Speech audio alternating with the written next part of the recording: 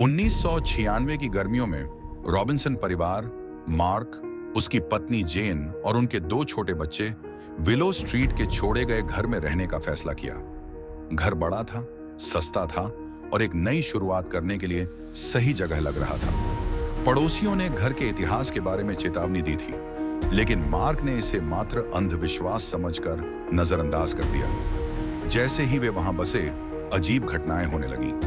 रात में जेन को अटारी से कदमों की आवाज सुनाई देती, जबकि कोई भी वहां नहीं गया था। बच्चे अपने कमरों के कोनों में परछाइयों के चलने की शिकायत करते। मार्क ने इसे पुराने घर की सामान्य आवाज कहकर टाल दिया, लेकिन एक रात चीजें भयावह हो गईं। जेन आधी रात को अपनी बेटी लिली की चीखों से जाग गई।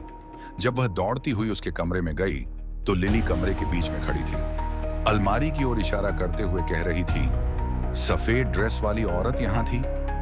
जेन ने अलमारी की जांच की, लेकिन वहां कुछ नहीं था। हालांकि उसकी रीढ़ में सिहरन दौड़ गई जब उसने अलमारी के अंदर कुछ अजीब देखा। अलमारी की पीछे की दीवार पर नाखूनों के निशान थे, जैसे कोई वहां से बाहर निकलने की कोशिश कर रहा हो। जैसे जैसे दिन बीतते गए, घर में होने वाली गतिविधियां और भी ज्यादा खतरनाक हो गईं। चीजें अपने आप हिलने लगती, दरवाजे जोर से बंद हो जाते और बच्चे अपने कमरों में अकेले रहने से डरने लगे। जेन ने घर के इतिहास के बारे में खुदाई शुरू की और कुछ चौंकाने वाला पता चला। 1975 में एक महिला जिसका नाम मार्गरेट था, अपने 3 बच्चों के साथ उस घर में रहती थी। जब उसके पति ने उसे छोड़ दिया, तो मार्गरेट मानसिक रूप से बीमार हो गई। बाहरी दुनिया से कटे रहने के कारण उसने सोचना शुरू कर दिया कि उसके बच्चे शैतानी आत्माओं के कब्जे में हैं। एक रात पागलपन के दौरे में उसने अपने तीनों बच्चों की हत्या कर दी और उन्हें पिछवाड़े में दफना दिया। जब पुलिस पहुंची, तो मार्गरेट अटारी में पाई गई, एक गुड़िया को पकड़कर आगे पीछे झूल रही थी और बुदबुदा रही थी, अब वे सुरक्षित हैं। मार्गरेट को एक मानसिक अस्पताल ले जाया गया, लेकिन उसके बच्चों के शव कभी नहीं मिले।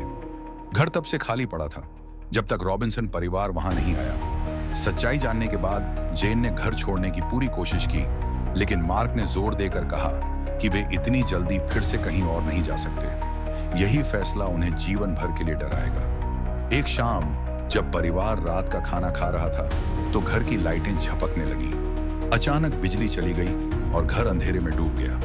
हवा बेहद ठंडी हो गई और उन्होंने अटारी से धीरे धीरे नीचे उतरते कदमों की आवाज सुनी। इससे पहले कि कोई कुछ कर पाता, मुख्य दरवाजा जोर से खुला और तेज हवा घर में घुस गई। और फिर उन्होंने उसे देखा, एक फटी पुरानी सफेद ड्रेस में एक महिला, जिसका चेहरा दर्द में विकृत था। वह मार्गरेट थी। बिना कुछ कहे मार्गरेट बच्चों की ओर बढ़ी। उसकी भूतिया हाथ उनके पास पहुंचने को थे। जेन ने अपने बच्चों को उठाया और बाहर भाग गई, चिल्लाते हुए मार्क से कहा कि वह भी भागे। वे तब तक नहीं रुके जब तक वे पड़ोसी के घर नहीं पहुंचे। अगली सुबह उन्होंने अपना सामान बांधा और घर हमेशा के लिए छोड़ दिया। रॉबिन्सन परिवार ने कभी उस रात के बारे में बात नहीं की, लेकिन जेन मानती थी कि मार्गरेट की आत्मा अब भी उस घर में फंसी हुई थी, अपने खोए हुए बच्चों को ढूंढ रही थी, जिन्हें उसने अपनी पागलपन में खो दिया था।